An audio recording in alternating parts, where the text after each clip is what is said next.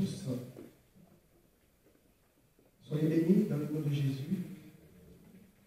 C'est toujours une joie pour nous de nous retrouver dans ce lieu où nous nous rassemblons pour célébrer l'Éternel, pour célébrer le Dieu de notre salut. Celui qui a payé le prix pour que vous et moi, nous ayons cette liberté de nous approcher de Dieu. De savoir que Dieu n'est pas ce Dieu lointain comme pensent beaucoup. Bien sûr, ceux qui ne le connaissent pas. Ils ont l'impression que Dieu est tellement loin qu'il est difficile de l'atteindre. Mais Dieu est tellement proche de nous. Dieu est tellement proche de sa création. Si proche qu'il est venu lui-même, en chair et en os, dans ce monde. Il est venu lui-même au travers de son Fils Jésus. Car la Bible nous dit que Dieu était en Christ, réconciliant le monde avec lui-même. Dieu ne t'a pas oublié, mon frère. Dieu ne t'a pas oublié, ma sœur. Dieu n'a pas oublié sa création. Dieu n'a pas abandonné sa création. Quand bien même il a chassé Adam et Ève en dehors du jardin d'Éden, il avait déjà un plan dans son cœur. Un plan pour permettre à ce que sa création, toute la descendance d'Adam et d'Ève puisse revenir à lui. Et c'est au travers de ce plan merveilleux qu'il avait conçu avant même la fondation du monde, l'œuvre de la croix, où Jésus pouvait dire, Père, tu n'as voulu ni sacrifice, ni offrande, ni holocauste, mais tu m'as formé encore pour faire, oh Dieu, non pas ma propre volonté, mais pour faire ta volonté. Et quand Jésus est né, il savait pour quelle raison il était né. Quand Jésus est venu sur la terre, il savait pour quelle raison il était venu sur la terre. Il connaissait sa mission et il savait qui il avait envoyé. Il ne s'est pas détourné de sa mission.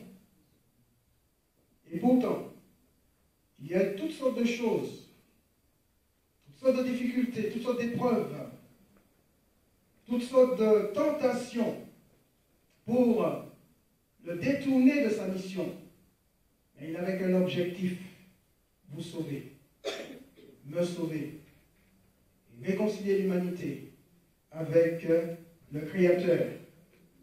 Ce dernier chant que nous avons chanté, je le trouve tellement, tellement beau, mais aussi dangereux. Dangereux pourquoi? Parce que nous chantons à Dieu et nous disons à Dieu, je veux te ressembler. Nous disons à Jésus, je veux te ressembler. Et je crois que Jésus aime ça. Jésus aime lorsque nous lui disons que nous voulons le ressembler. Parce que ressembler à Jésus, c'est pas... Jésus ne va pas prendre une baguette magique et puis vous faire comme les fées font et hop. Tu es transformé, mon frère. Tu es transformé, ma soeur. Tu n'as plus rien d'autre à faire. Non. Il y a un processus dans notre transformation. C'est vrai, lorsque nous donnons notre vie à Jésus, nous recevons le Saint-Esprit, nous sommes transformés. Dans cette transformation, il y a un processus qui doit nous amener vers une progression afin que nous sortions d'un stade, je dirais, inférieur vers un stade supérieur, c'est-à-dire au stade de bébé, en passant par celui de l'enfant, de l'adolescence, mais en arrivant à celui d'adulte, d'hommes faits et de femmes faites de manière spirituelle. J'ai dit c'est dangereux parce que lorsqu'on dit à Jésus, je veux te ressembler, c'est forcément le Seigneur ne va pas accepter tout ce que nous avons dans notre cœur, tout ce que nous avons dans notre vie. Et certainement le Seigneur fera un ménage, fera du travail. Le Seigneur, c'est comme vous les femmes, vous nettoyez votre maison. Eh bien, pour éviter la poussière, pour éviter la saleté, eh bien, vous balayez, vous nettoyez, pour que tout soit clean, pour que tout soit propre. Eh bien, Jésus, c'est pareil. Nous sommes devenus son temple, nous sommes devenus sa maison, la maison de Dieu en esprit, le temple du Saint-Esprit. Et lorsque nous disons au Seigneur, je veux te ressembler, Seigneur, eh bien, le Seigneur balaye. Il balaye son temple. Il nettoie son temple. Et il fait en sorte que tout ce qui est en nous et qui ne convient pas à sa volonté, qui ne convient pas au royaume de Dieu, qui ne convient pas au cœur de Dieu, eh bien, soit balayé pour que le temple du Seigneur soit nickel, chrome, comme on dit. Eh bien, nous allons, mes bien-aimés, ouvrir la parole de Dieu dans le livre, le deuxième livre des Thessaloniciens, chapitre 1er, et nous allons lire les 4 premiers versets. 2 Thessaloniciens,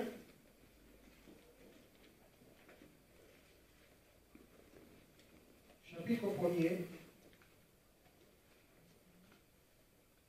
et les 4 premiers versets. C'est l'apôtre Paul qui parle à l'église de Thessalonique.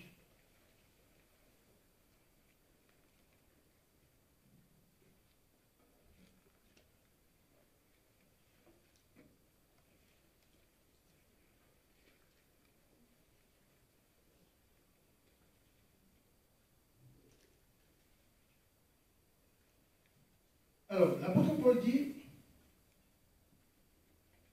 Paul et Sylvain et Timothée,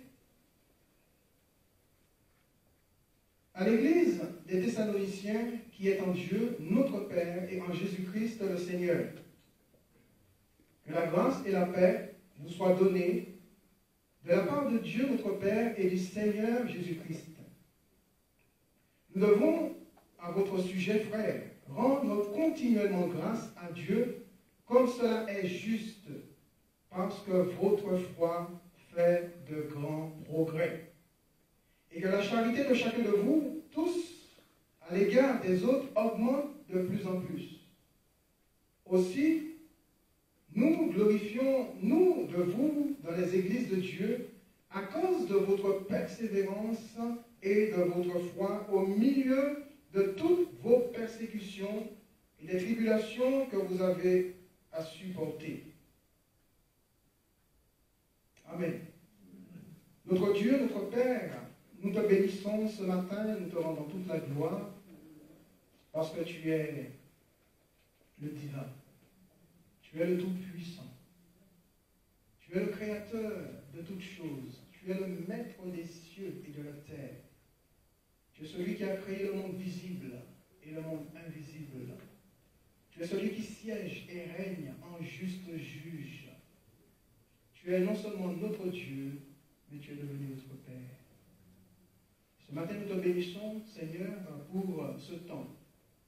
Ce temps où tu nous as permis de passer dans ta présence, où tu nous permets de passer dans ta présence.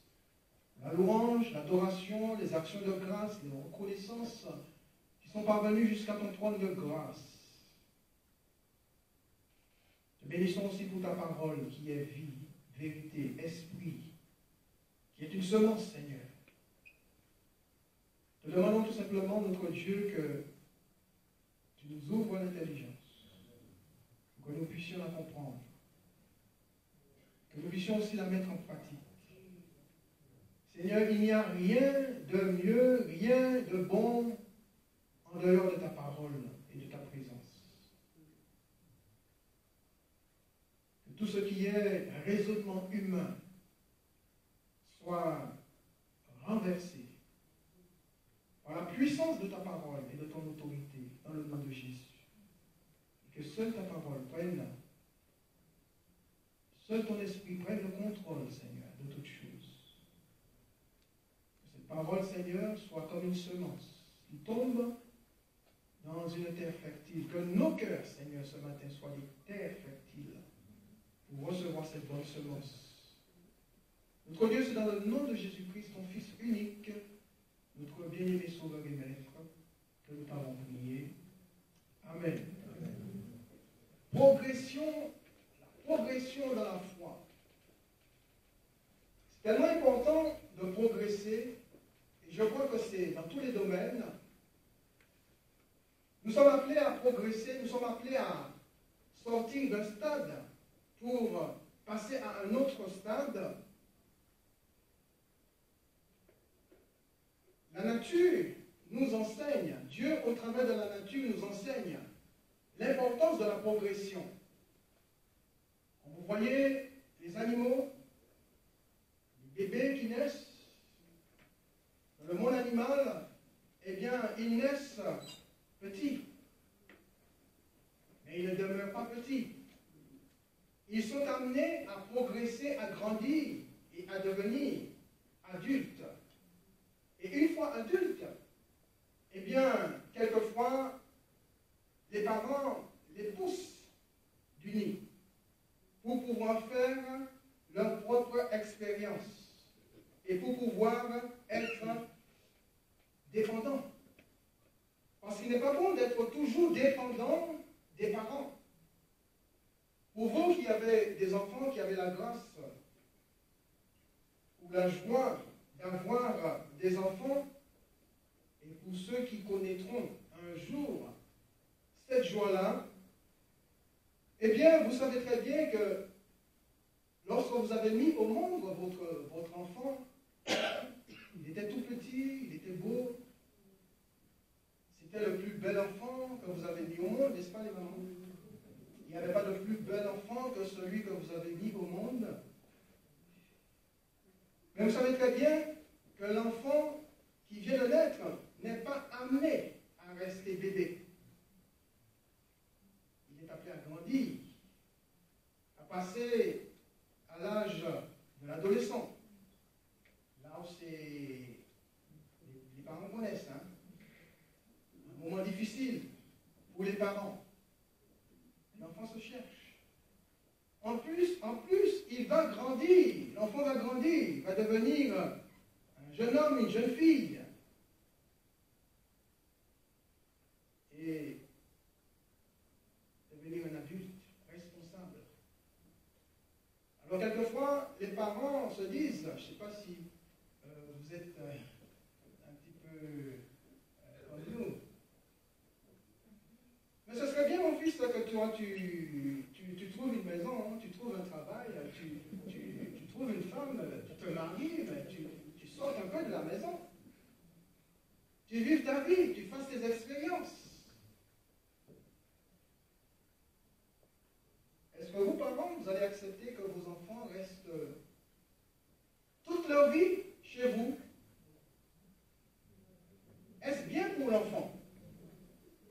Il est 50 ans, 60 ans, il est toujours dépendant de maman, toujours dépendant de papa. Est-ce bon pour l'enfant? Non, je ne crois pas. Les parents normalement constitués, je dirais, normalement constitués, faire en sorte que les enfants ou l'enfant puissent sortir du nid, fasse ses expériences et soit moins dépendant. Et donc, c'est pour vous dire que, mes bien-aimés, si la nature, Dieu au travers de la nature nous enseigne que la progression est indispensable, à plus forte raison, nous, les enfants de Dieu, en ce qui concerne la foi. Pourquoi progresser dans la foi pour l'enfant de Dieu est si important? Eh bien, je crois que c'est une question, premièrement, de destinée. C'est aussi une question de victoire. Et pour finir, une question de connexion. Progresser dans la foi est important pour l'enfant de Dieu parce qu'il est destiné à cela. L'enfant de Dieu est destiné à progresser dans la foi. Et Dieu s'attend à ce que vous, frères et sœurs, à ce que moi, nous puissions progresser dans la foi. C'est la volonté de Dieu pour notre vie. C'est la volonté de Dieu pour votre vie. C'est la volonté de Dieu pour l'Église. L'Église doit progresser progresser dans la foi. Et quand on parle de l'Église, on parle de tous les membres du corps de l'Église. Ce n'est pas un frère ou une sœur qui est appelé à progresser dans la foi et que les autres doivent attendre. Non. La volonté de Dieu, c'est que tous progressent dans la foi. C'est que tous nous passions de stade d'enfant, de bébé spirituel, à celui d'homme fait, d'adulte, de femme faite, qui ne soit pas toujours dépendant de l'Église, pas toujours dépendant du pasteur, mais qui soit toujours dépendant du Seigneur. Vous savez, l'apôtre Paul nous donne une très belle image dans cette notion de progression. Nous la retrouvons dans 1 Corinthiens chapitre 13, verset 11. Paul dit, « Lorsque j'étais enfant, je parlais comme un enfant, je pensais comme un enfant, je raisonnais comme un enfant. Mais lorsque je suis devenu adulte ou homme ou femme, j'ai fait disparaître ce qui était de l'enfant. » Alors l'apôtre Paul va nous prendre cette belle image de l'enfant qui quitte cette zone ou cette phase dans laquelle il était appelé enfant pour passer dans celle où il est appelé à devenir un adulte. Un homme fait, une femme faite. Et Dieu a fait en sorte que la nature voudrait que les enfants grandissent et soient un jour indépendants.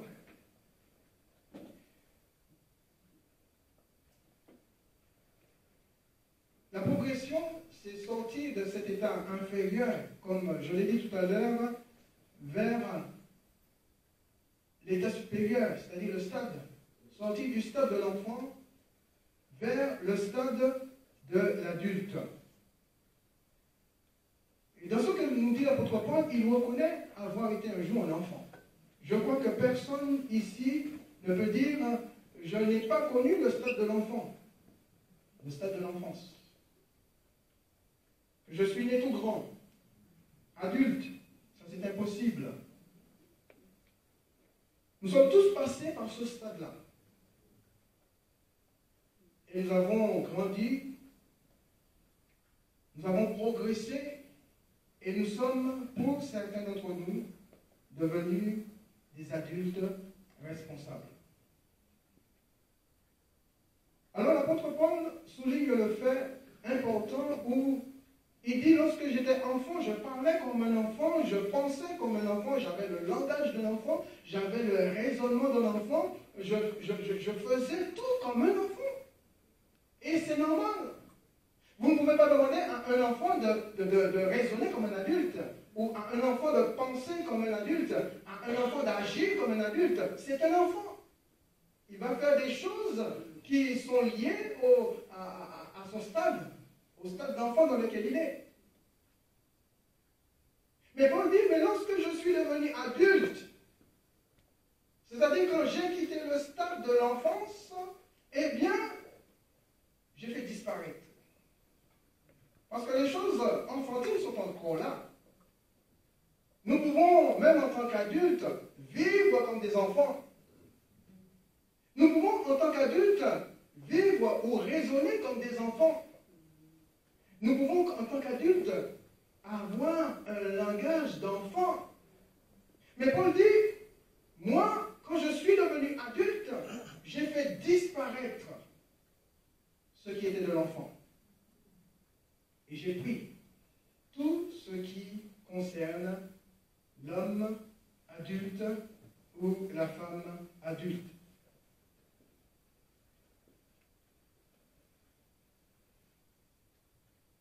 Jamais on se rend compte dans la parole de Dieu que l'apôtre Paul n'a montré des signes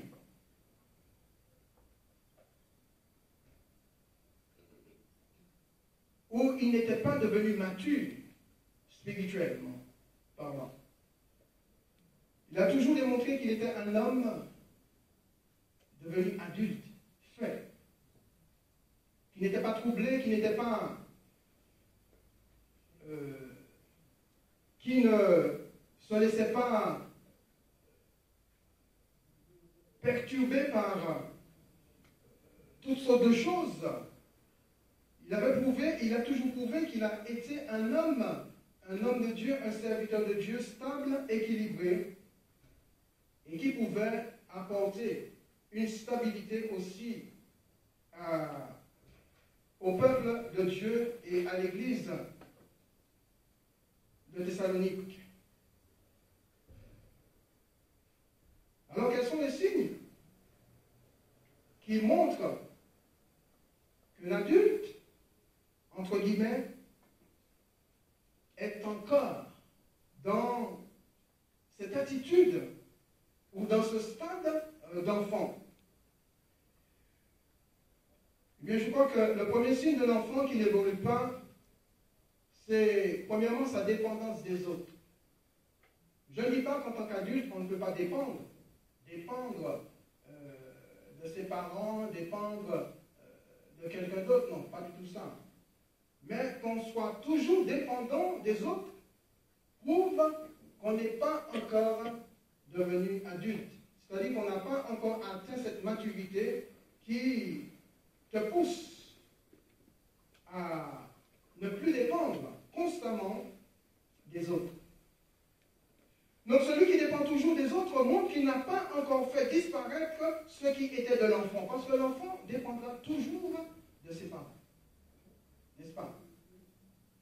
L'enfant, il ne va pas se poser la question comment il va manger à midi. Il ne va pas se gratter la tête en disant mais je ne sais pas comment, où je vais dormir. Je ne sais pas comment je vais m'habiller. Je ne sais pas comment je vais me chausser. Non, l'enfant, il ne se pose pas de questions à ce niveau-là. Il sait très bien qu'il a ses parents et qu'il dépend de ses parents. Donc, c'est aux parents de se casser la tête. C'est aux parents de se creuser la tête pour pouvoir pourvoir aux besoins de ses enfants. N'est-ce pas, mes frères et mes sœurs qui êtes parents? C'est nous qui devrions nous gratter la tête. Quelquefois, les cheveux blancs arrivent plus vite que prévu, parce qu'on est dans les questionnements, on est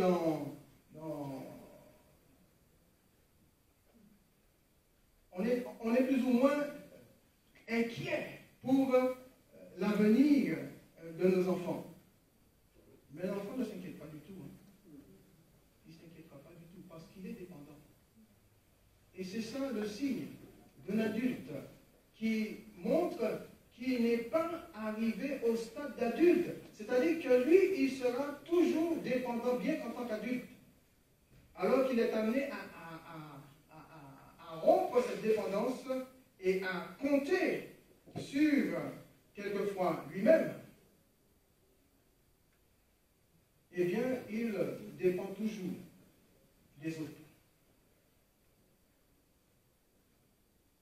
Je crois qu'un adulte spirituel qui a grandi dans la foi ne peut pas dépendre toujours des autres. Qu'on dépende de quelqu'un de temps en temps, qu'on ait à dépendre de temps en temps de quelqu'un d'autre, mais que sa dépendance soit constante, c'est qu'on n'a pas encore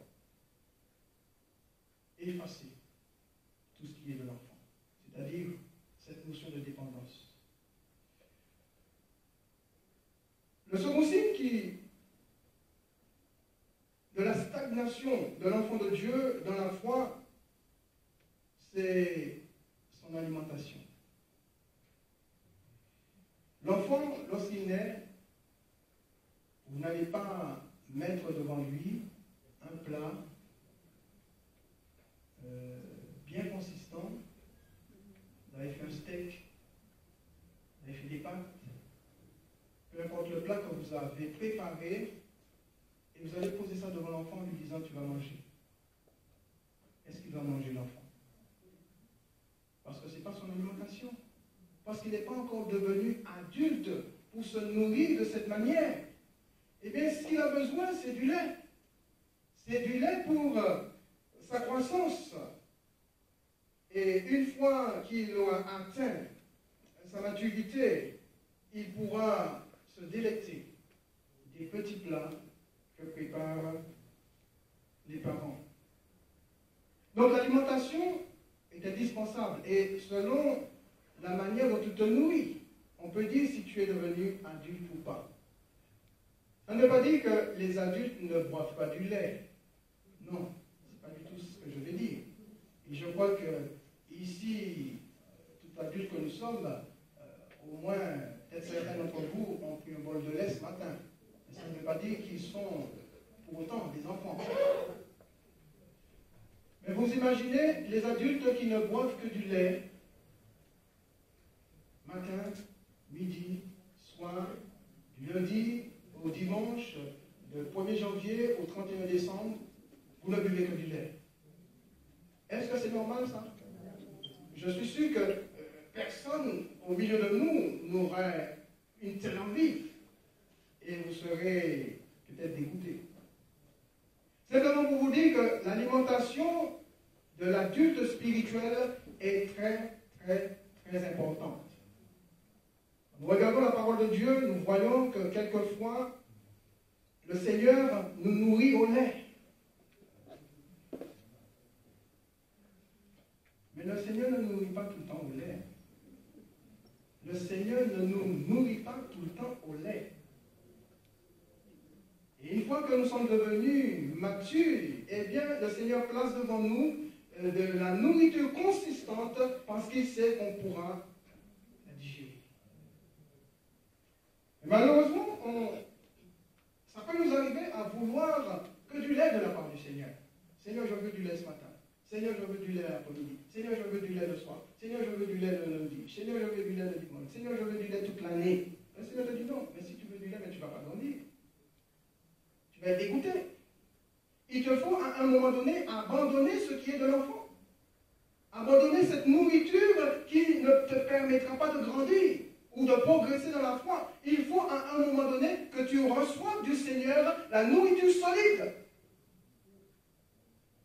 La nourriture consistante.